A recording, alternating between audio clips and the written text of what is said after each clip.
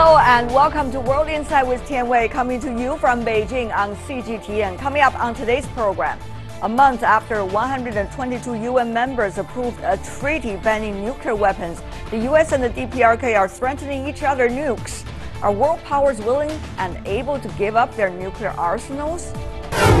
As China's youth become movie buffs and also ever sporty, adventure films have taken off in China. We speak to two adventure filmmakers to find out what goes on behind the scenes.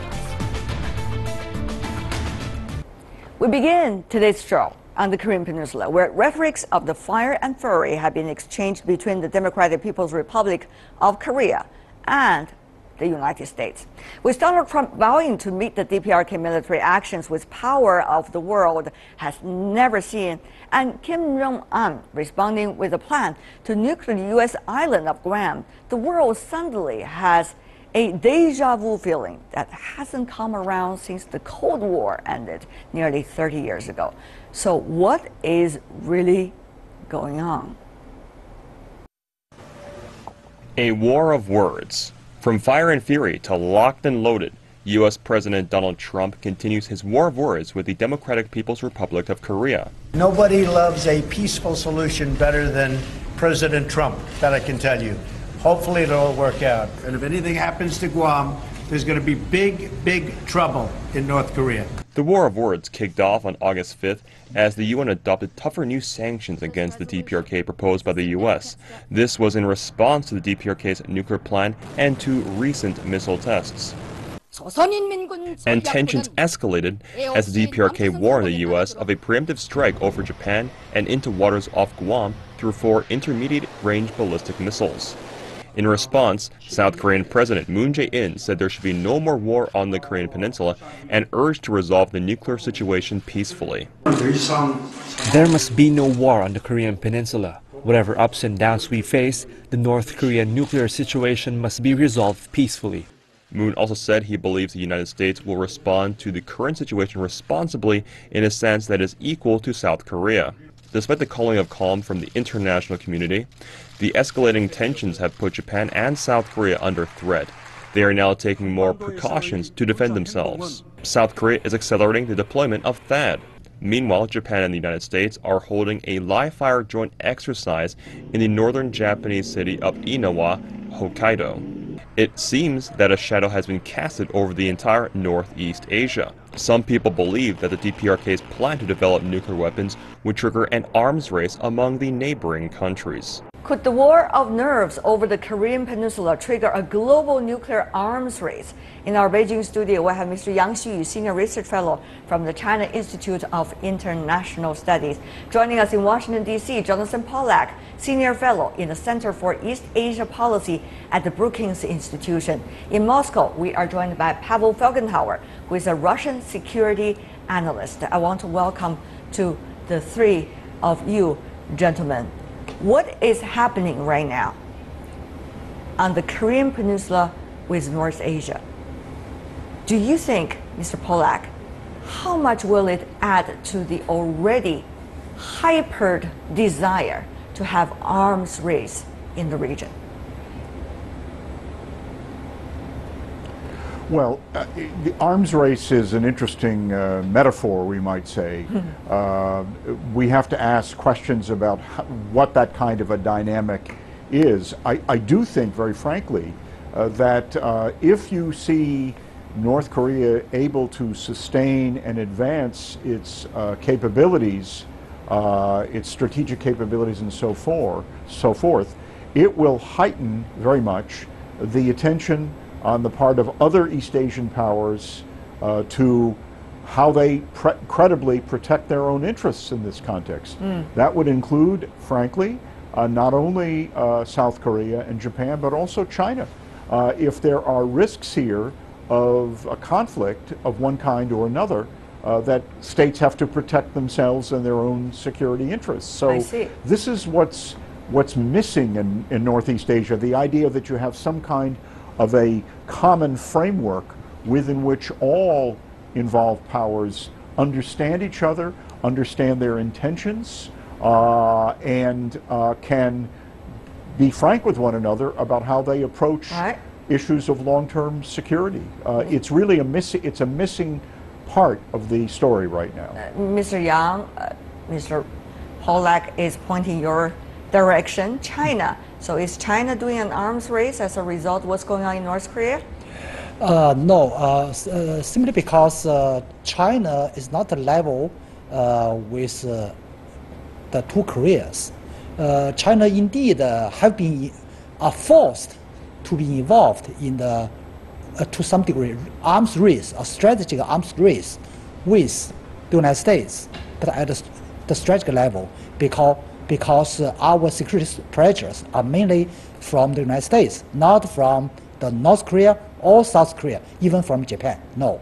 But in terms of the current nuclear situation, what we concerned more is the probability, increasing probability of the nuclear proliferation from North Korea to South Korea to Japan, even more.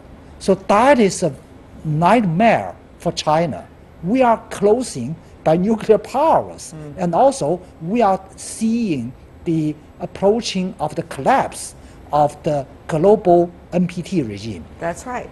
Well, Mr. Felgenhauer, Russia is also a party in the six-party talks, but at the same time, Russia probably is also listening very closely when President Trump from the United States was suggesting not long ago that the US is adding much more of its defense budget for nuclear issues and also for anti-missile development.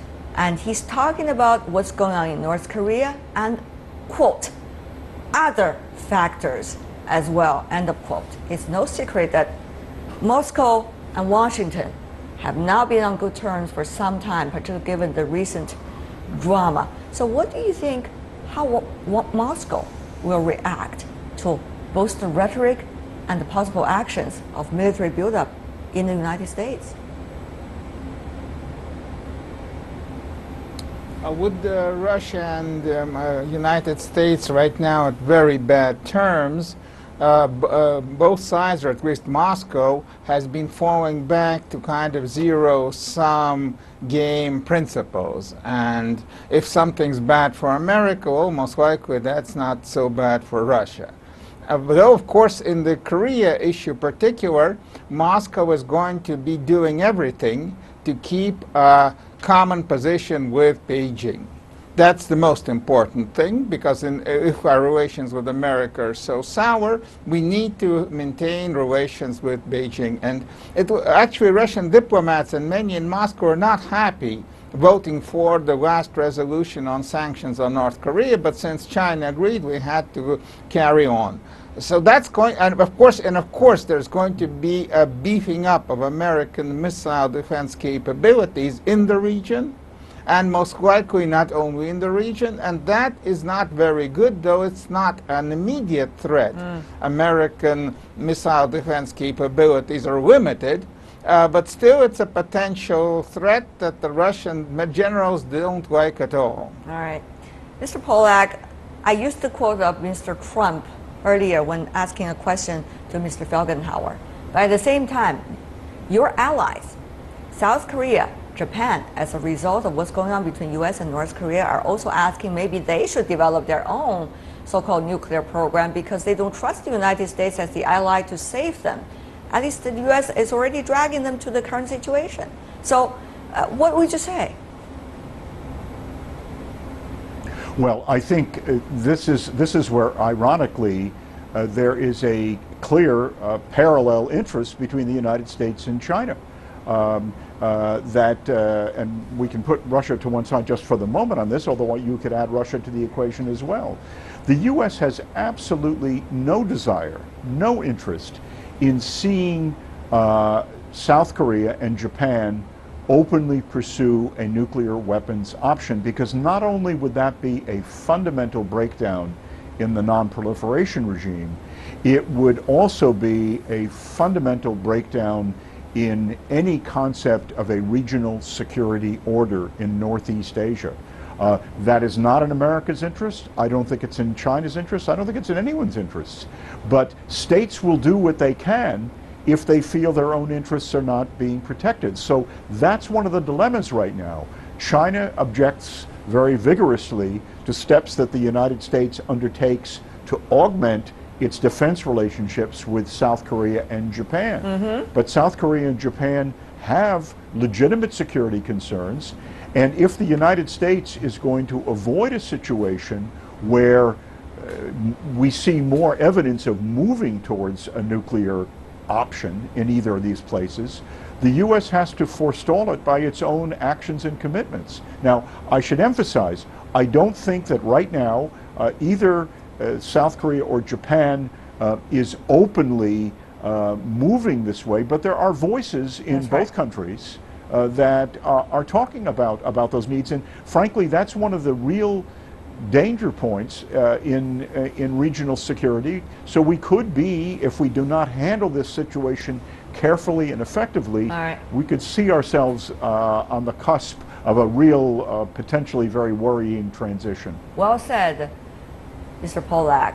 Mr. Yang, I have to go to you. Your other two colleagues were all saying, well, maybe, you know, China and United States share the same goal, that you don't want South Korea and Japan also to have nuclear weapons. Well, you have the same goal. And then Mr. Felgenhauer, coming from Russia, say, well, maybe we're not reluctant. We're reluctant to do something, but, you know, we try to abide by the principle to work with China. So if China agree with it, we try to be your partner. It seems that everybody agrees with China in that regard, quote unquote, but actually China is being cornered in a very difficult situation as the Chinese see themselves. Mr. Yang. Yes, we are indeed in a difficult situation like dilemma. The difficult situation contains two kind of challenges surrounding China. One challenge is from North Korea, say we insist on denuclearization, and North Korea under Kim Jong-un has permanently and strongly pushed their nuclear ambition plan. And the other challenge from the United States, say we want denuclearization. US say yes, we want denuclearization either, but China say we want the solution through the negotiations, and we need the pragmatic approach, and the US say no. For example, China made a proposal freeze for freeze, US say no, and we say some other proposal, US say no, and only we received from the US often is no. Okay. So such a no from North Korea and a no from the US always make China in a very difficult position. So what are you trying to say, Mr. Yang? Is the US in a way strategically thinking of dragging the situation to a circumstance that it itself would take advantage of it militarily to have even more deployment in Northeast Asia? Is that what you're saying? Are you saying that the United States and North Korea unconsciously or consciously seem to even work together to certain direction to make the situation ever worse so that they can have their purposes fulfilled, Mr. Yang? Well, let me put it back this way. Okay. We have a complex relations with every player, and North Korea, frankly speaking, enjoy to some degree the differences among the parties. So China always try to keep making proposals, although we fail again, and we try again. And now we are open, say, if our proposal, for example, dual suspensions towards dual track negotiation, if some parties say, no, it's not good, and we open say, okay, we can give up the proposal, but please raise your replacement, your counter proposal as a replacement. So that is such a complicated situation. Do you have, then, I got your words. Do you have, Mr. Pollack, a counter proposal, a new proposal besides the UN Security Council resolution of sanctions after sanctions? I don't think that the United States would be intrinsically opposed to particular discussions, if not overt negotiations. with the other parties and even with North Korea under some circumstances. The problem, though, is that we see in North Korea a state that shows no desire whatsoever to engage in any kind of relationship with the United States and others, all others. Its doors are closed. And so therefore, under those circumstances, states are doing what they prudently think to be necessary to protect their interests, or their interests of allies, or their self-interests. That's not an optimal solution by any stretch of the imagination.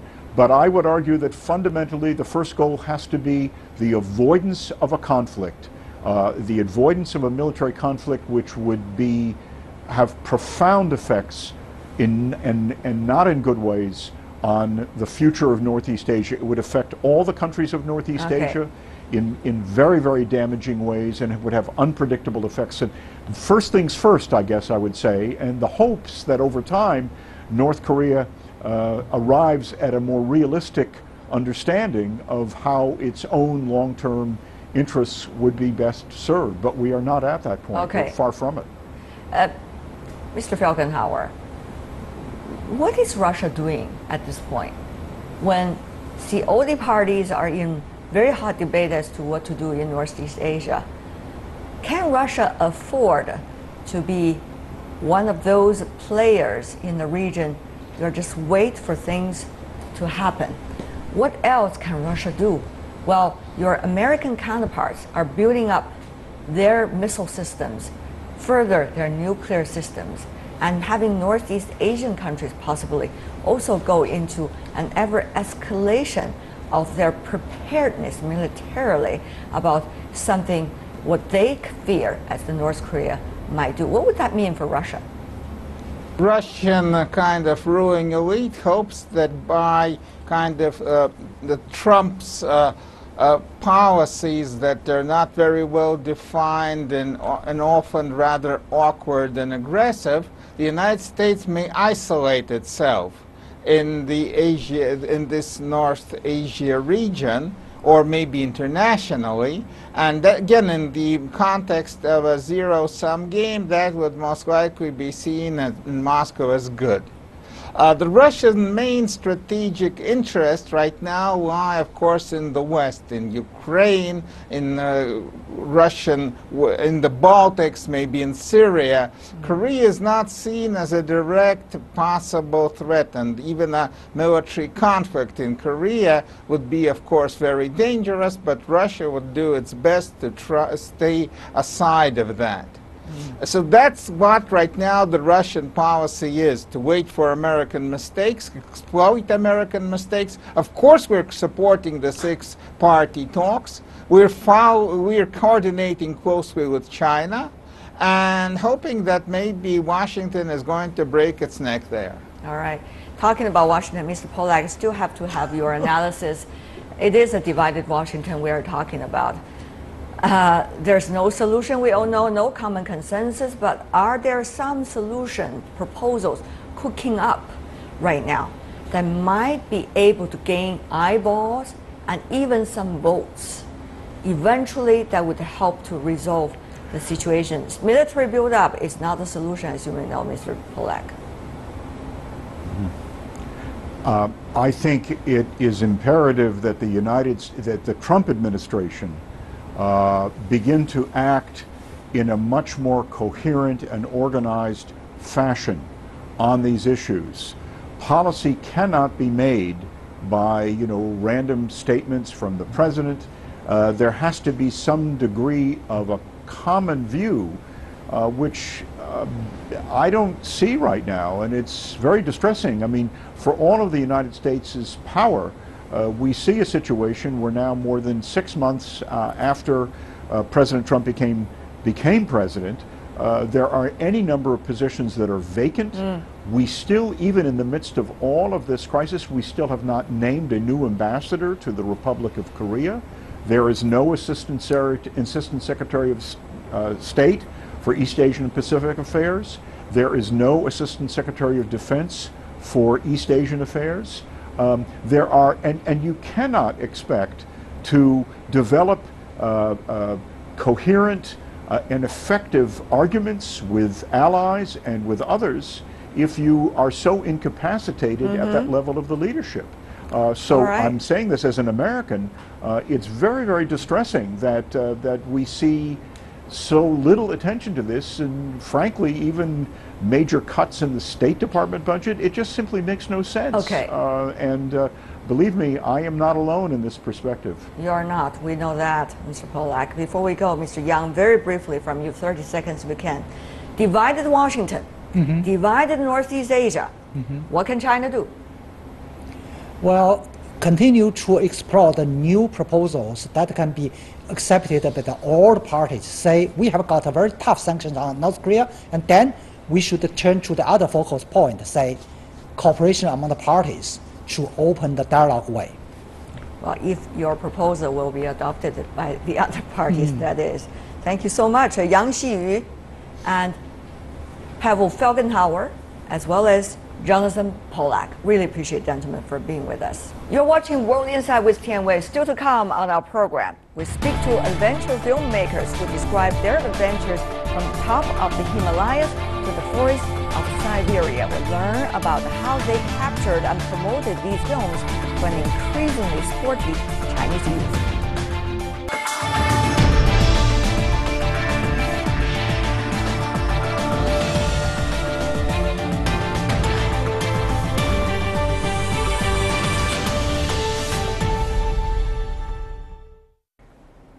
Welcome back. You're watching World Insight with Tian Wei, coming to you Monday to Friday on CGTN.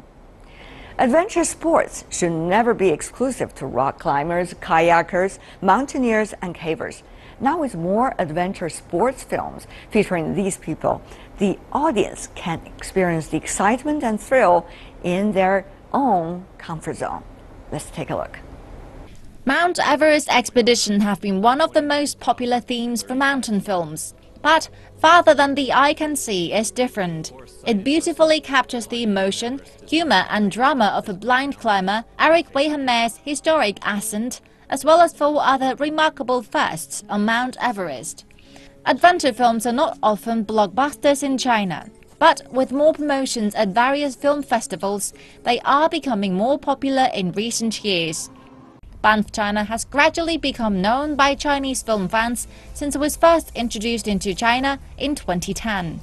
As the first professional outdoor film and lifestyle promotion agency in China, Banff, China has made its contribution in the development of China's outdoor documentary industry.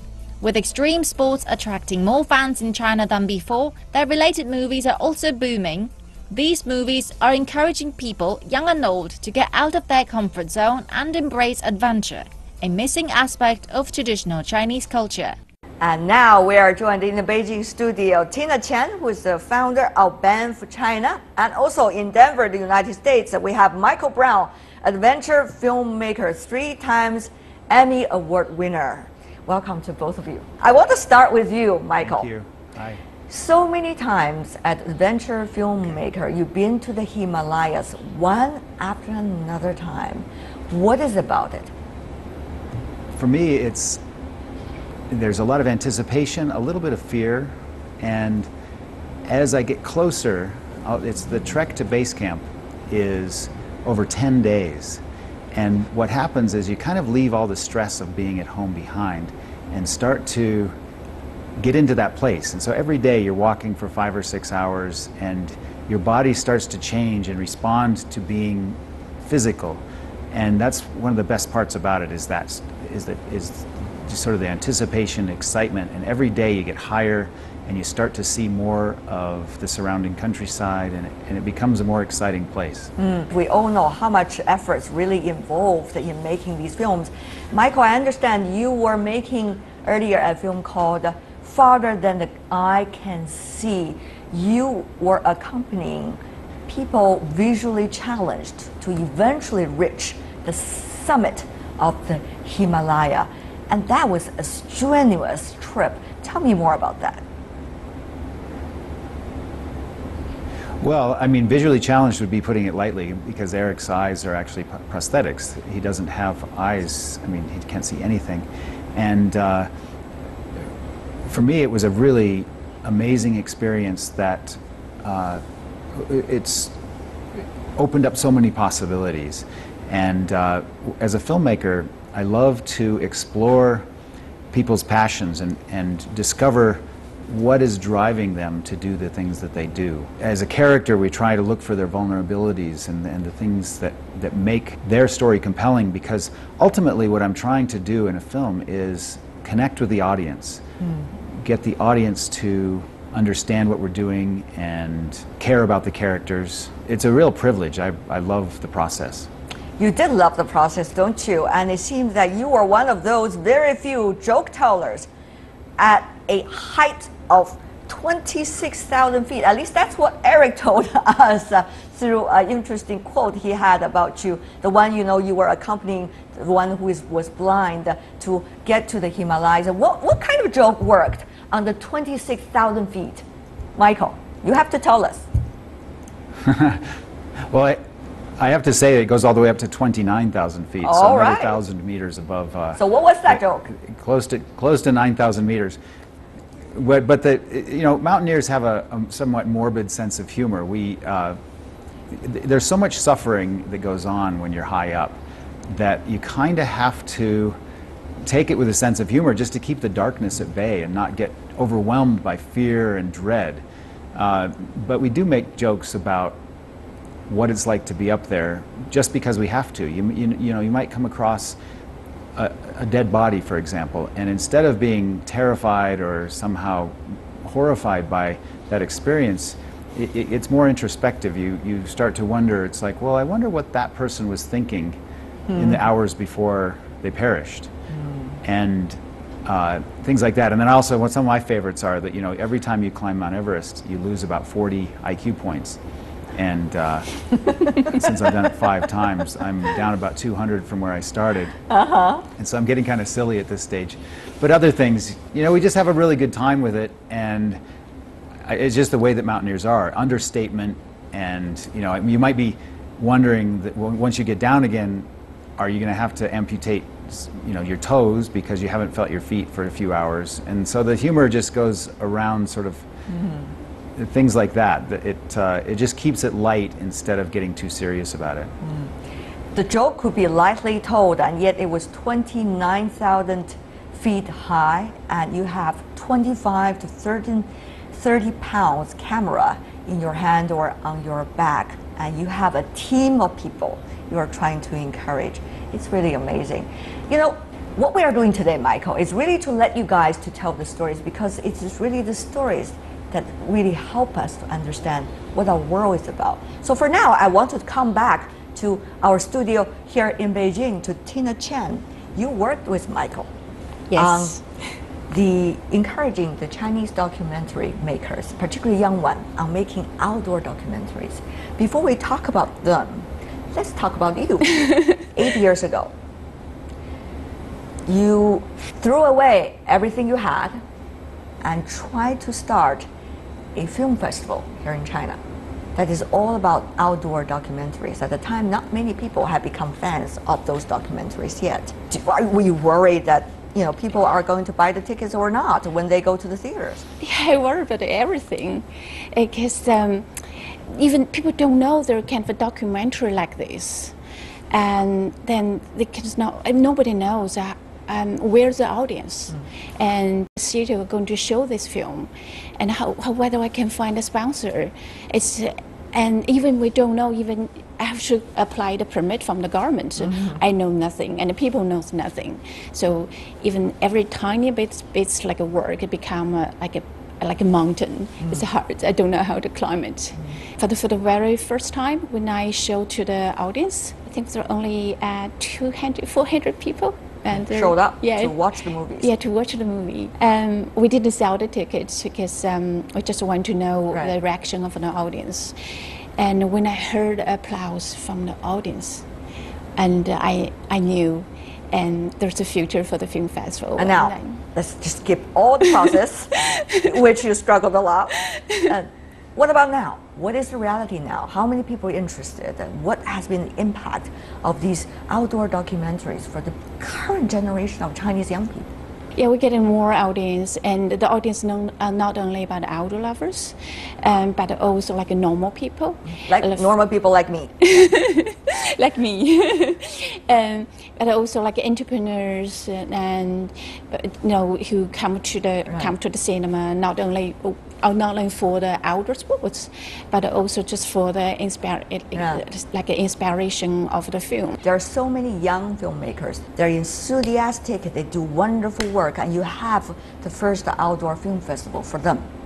Many of them won the awards. Michael, I want to ask you, because at the award ceremony, you were one of those judges, and you were literally writing your own comments for why they were being awarded. Tell me about that very moving sentence and a paragraph you wrote.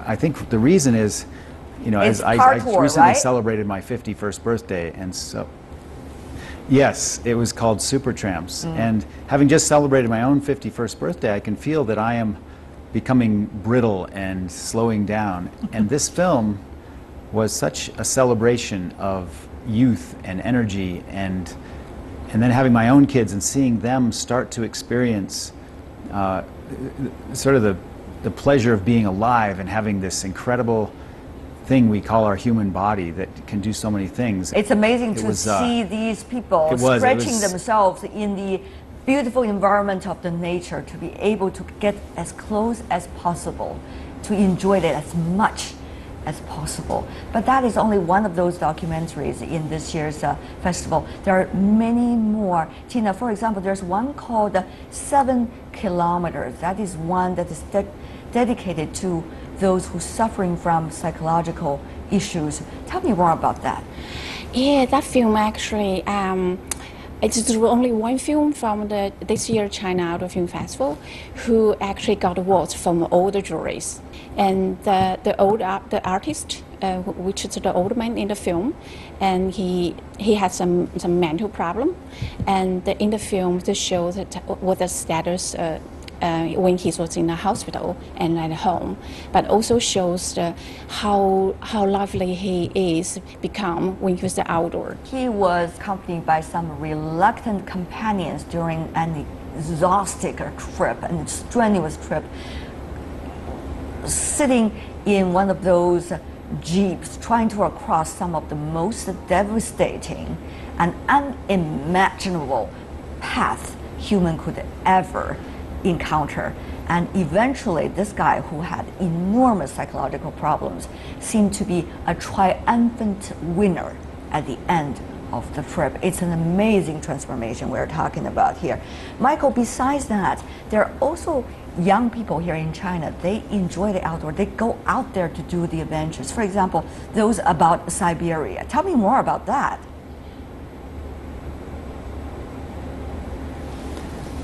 Well, I was thinking about the different films that I saw, and I think that there's a common thread throughout the Chinese-made films that the young people were making, and I think it comes from a history, and things in China, to me, seem to be changing very fast. I've never seen a part of the world where things are changing so quickly, and it really is lovely the way that people are embracing that change and enjoying it. And what was common throughout the different films was this shared history, but also this willingness to express a vulnerability and tell stories through it.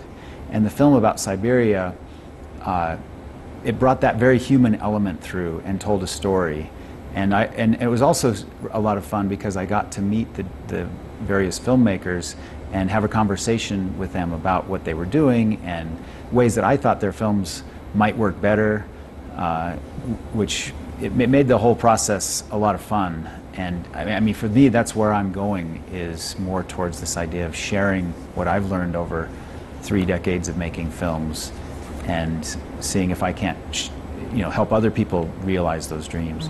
Do you see also common threads among these documentaries and these documentary filmmakers? They're really the rising generation of China. A China, to them, that has never been through the hardships, and yet through adventures that they made themselves and captured in documentary, they seem to be able to catch a very different China and the very different parts of the world? Before, like when I started to do the film festival, and everybody said, "Oh, there was no market, there was no audience," because the adventure never part of the culture of China, Chinese. But through the past few years, especially when I talk, when I know more about the Chinese filmmakers, and it's a part of the Chinese adventure. It is. There are a lot of the adventure, the young adventure. They travel within China, even go to the world, and now they make a film and they bring it back to show them to a lot of Chinese. It's amazing to see how in the theaters people are being transformed just by watching these films. 1 hour and 2 hours, it seems that life could change just as a result of that. Before we go, I do have a both complex and yet simple question for you, because when we talk about outdoors, talk about adventure.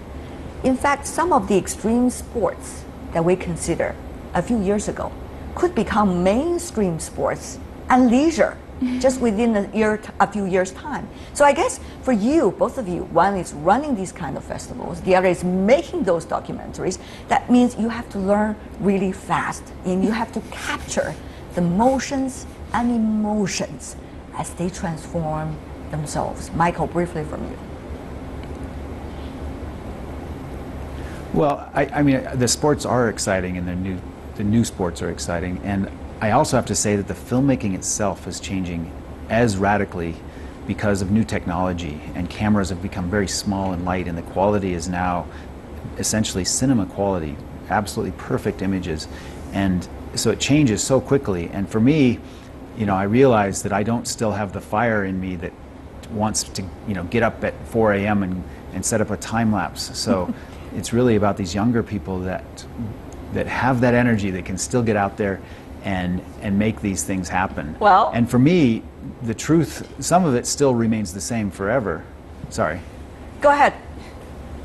I guess what I was saying is that, yeah, that for me, as the younger people have better technology and more drive and incredible creativity, I just hope that I can continue to encourage them to always come back to those things that never change, and those are things that connect a film with an audience, and those are the ability to show characters' vulnerabilities and to understand what it is that drives them and why they want to do the things that they do, because I think those are the kind of things that resonate as truth for everyone. What about for you? Final words from you. Learn fast, catch the motion and the emotions. I think it's very lucky for running film festivals, especially like an international film festival for outdoor sports documentary, because it's always the people in the world in some corner, and they're doing something new or creatively, and they make a film, and they start me to the film festival. So every year I can watch a lot of new and creative new films. Yes, always spiced up. At any time. Yeah. There's a festival. Thank you so much for the two of you for joining us, and certainly for your contribution to making us ever more energetic and ever younger, including the two of you. Thank you so much, Tina Chen in Beijing, and also we have Michael Brown in Denver, Colorado for us. Really appreciate it. And that is all the time we have for today. If you'd like to see more, try to find us World Insight with Tianwei, CGTN in your search engine, or check out our YouTube channel. You can also follow us on Twitter, Facebook, and Sina Weibo as well. From me, Tianwei, and everyone on the World Insight team, thanks for watching. Tune in again next time for insights across China and certainly around the world.